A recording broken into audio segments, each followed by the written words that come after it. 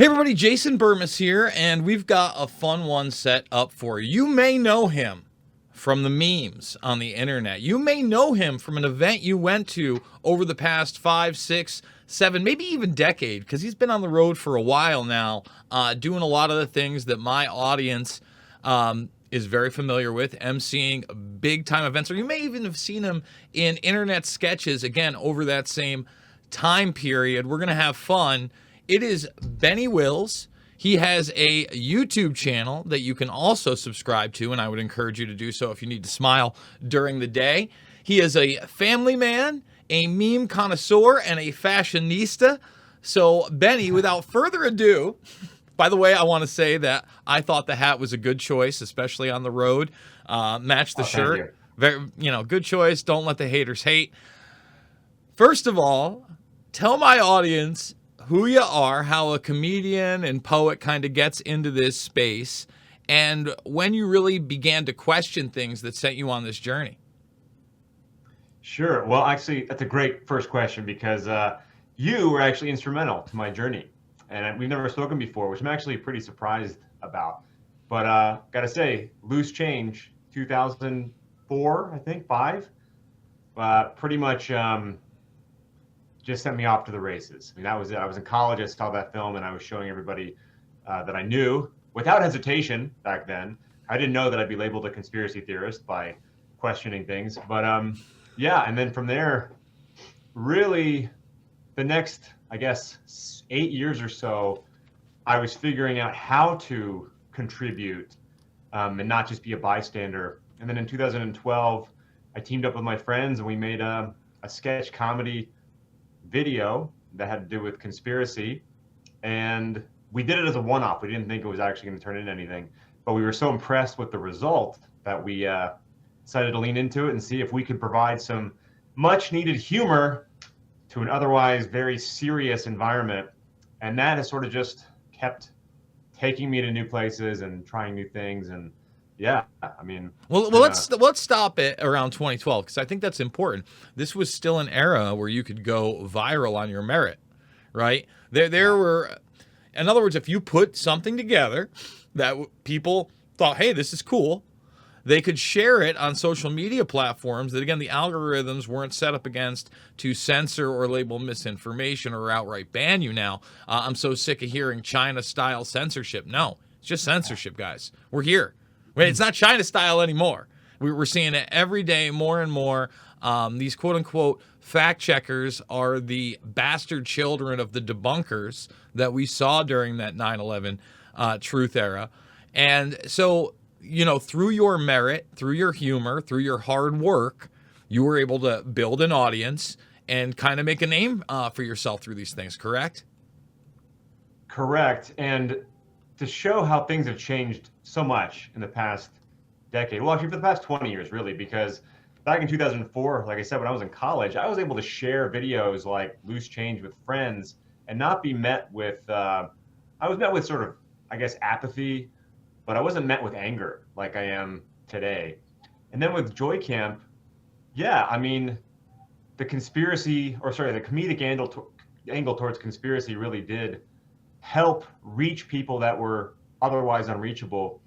And there's a character that I play in the Joy Camp videos called the Conspiracy Guy. And we made maybe 1 or 2 videos a year for, I don't know, 6 or 7 years. And throughout the videos, this was by accident, we sort of document in real time the reaction that the conspiracy theorist gets from normies. So in the beginning, the first video, when I'm dropping, truth bombs and kind of being the turd in the punch bowl, people just ignore me. They were just ignoring me, waiting for me to finish, then they would continue on. But by the end, like 4 or 5 years later, when I would interject, they would just start yelling at me and cursing at me and kicking me out of their house.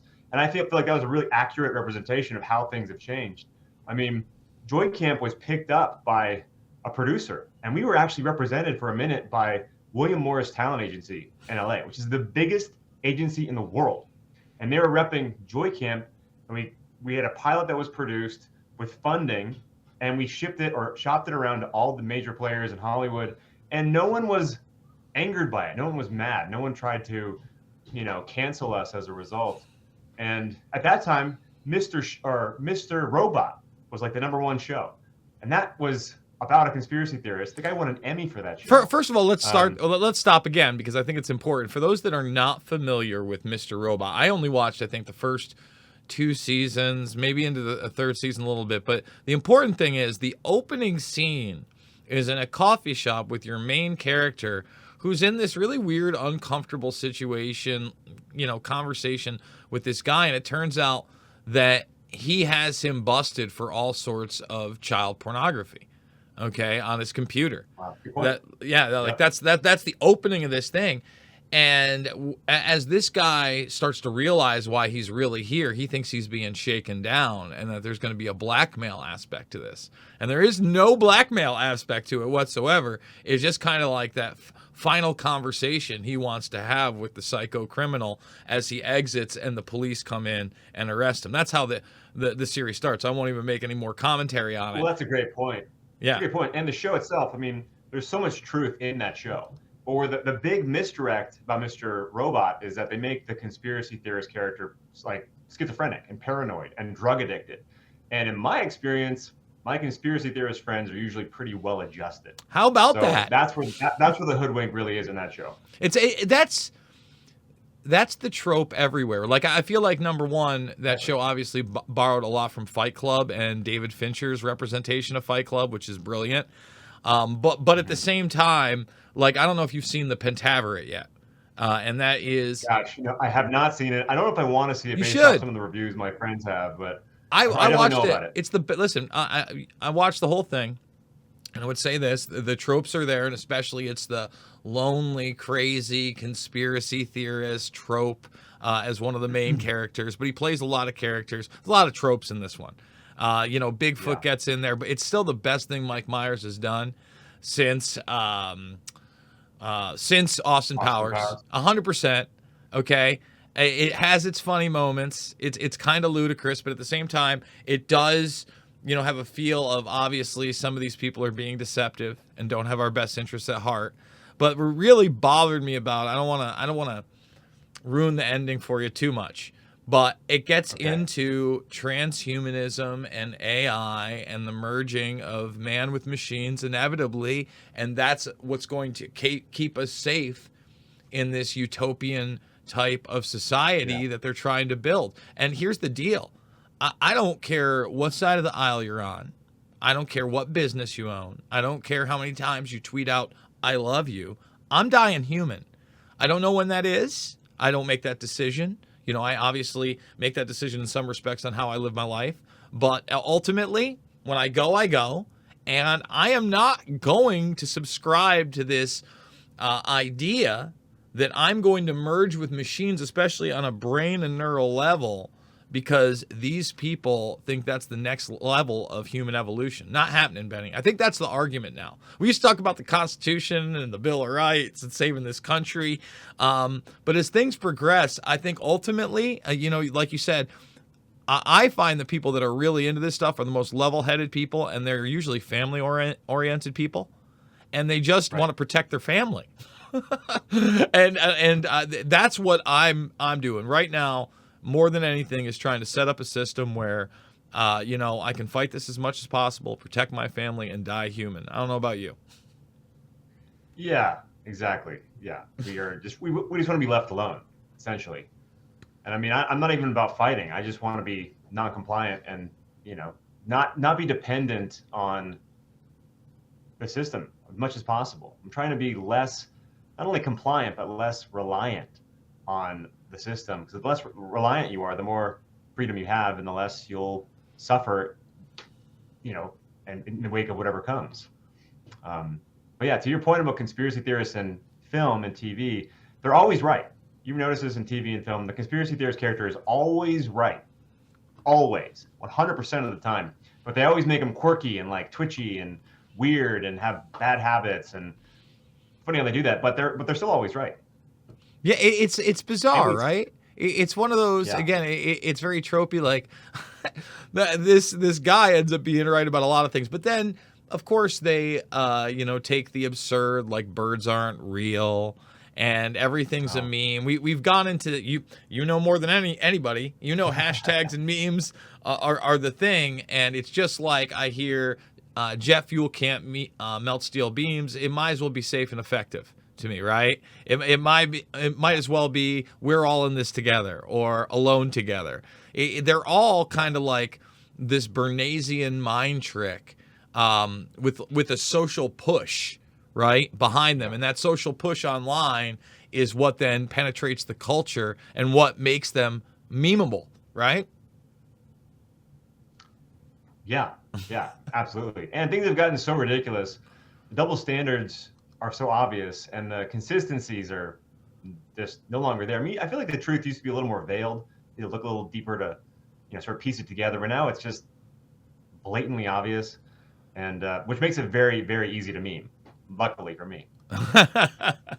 So tell us about it. How did you drive your show, which again, I would suggest people please go and check them out. Drive your show to kind of like the memes of the week. You do it weekly now.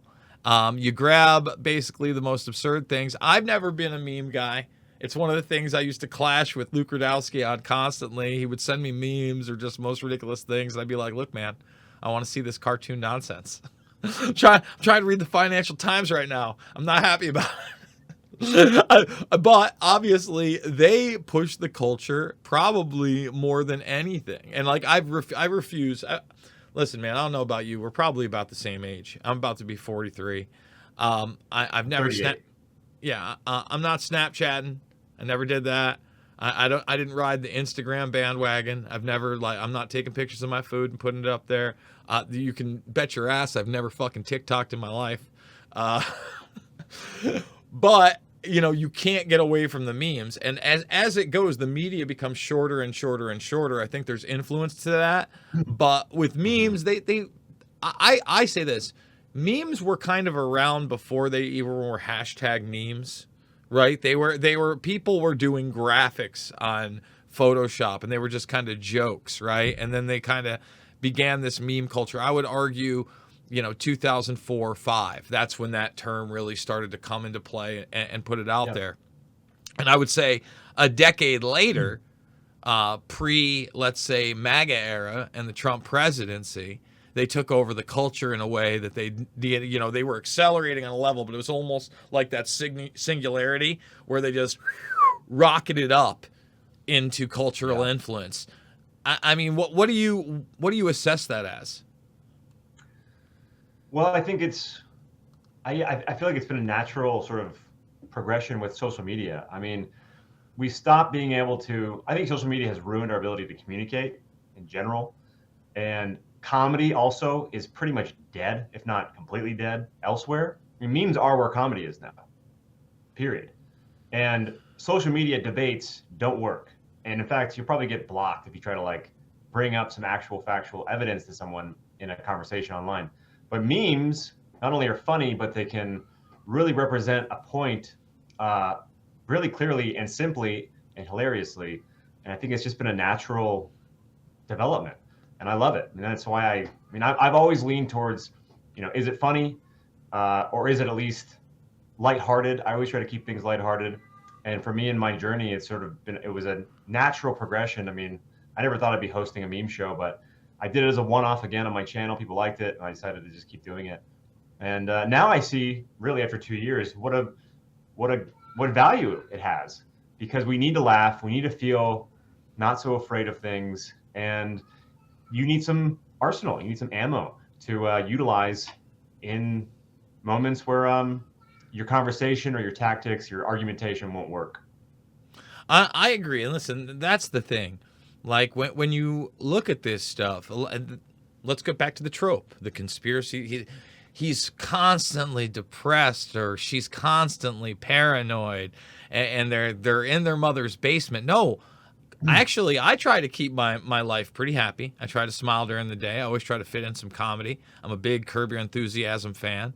I understand that me and Larry David's politics probably don't align. He was just over at Ari Emanuel's wedding, by the way. You talk about a player in the industry. You were talking about William Morris before. A lot of people don't know who Ari is, but he's the guy that Jeremy Piven's character was based on. He also has intelligence ties and military-industrial complex ties throughout the Middle East region, especially through Israel. His brother's Rahm Emanuel. And I bring that up as a happy, smiling person that can still enjoy a little Hollywood propaganda and laugh about it, right?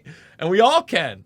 And kind of that's the human relationship, but that they don't portray it like we're constantly digging through things and we can't have that moment. But you want to have those moments. You want to be able to go out with your family. You want to be able to enjoy things. You want them to enjoy things. You want them to find their niche. I mean, obviously, first and foremost, when you got into this, you thought, comedy and art, correct? Yeah, and I really thought I could change the world. I mean, I had delusions of grandeur, really. I really felt that.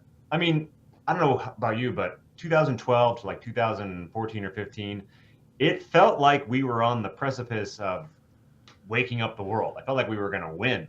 And it's like gone the opposite direction. Now, that to say, I don't think that the same number of people, the same ratio, I guess, of people who question things is as good as ever. But it's gone a different direction in the last couple of years. And people who are committed to believing the media are like doubling down on it. And my need to wake people up has dissipated. And thankfully so, because it's impossible.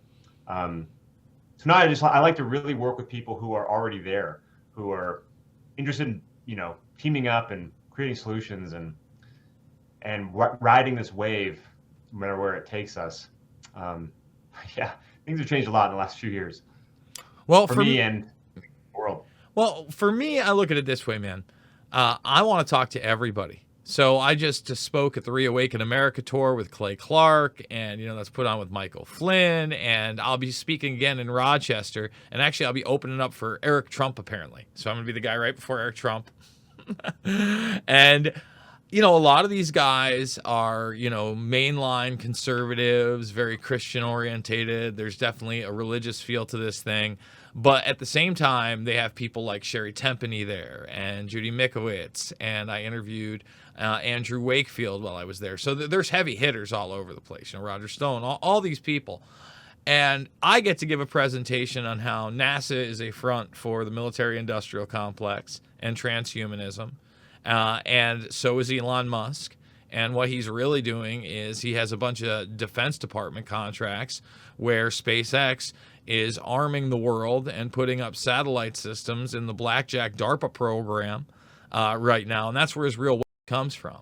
He actually made out better than any other billionaire during the pandemic. He increased his wealth 600%. Some of the heavy hitters behind him were the good people like Jeff Bezos, Sergey Brin, Warren Buffett, big all-star, Bill Gates, of course, and I think I said Warren Buffett already, but I'll say him twice because he's that important.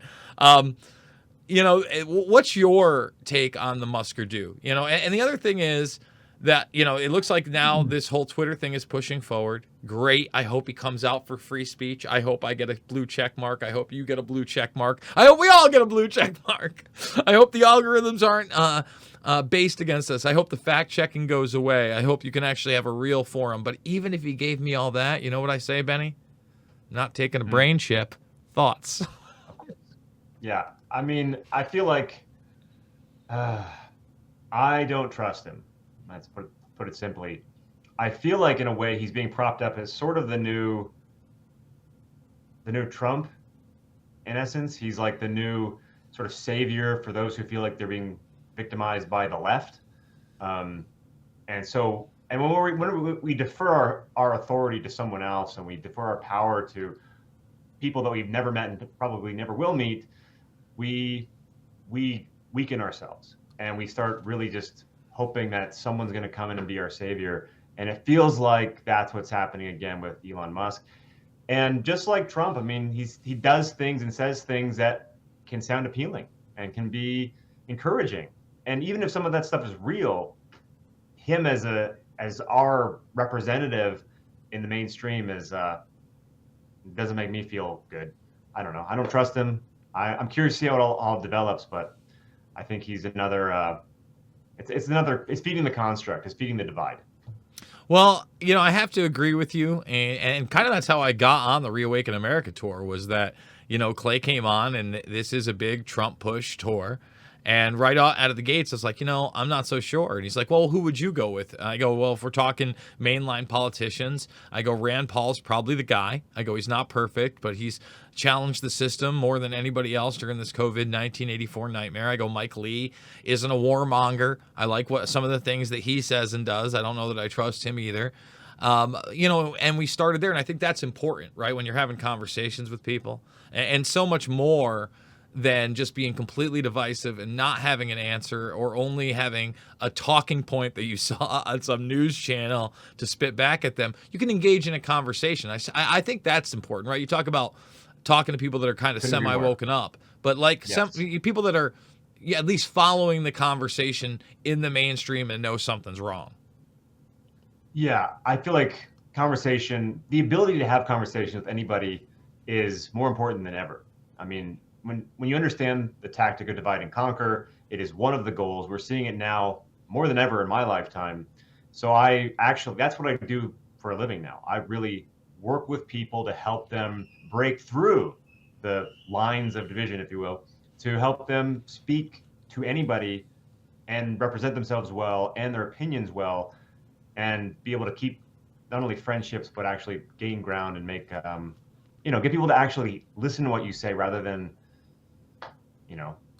dismissing you. Hey everybody, Jason Bermas here, and if you want to see that full interview with Benny Wills, you can do so over at Rumble or Rockfin. It is unfettered and uncensored. And if you liked what you heard and you want to check out maybe more and his course, well, go to bennywills.com. All right, guys, I love you, and I'll see you on the flip side.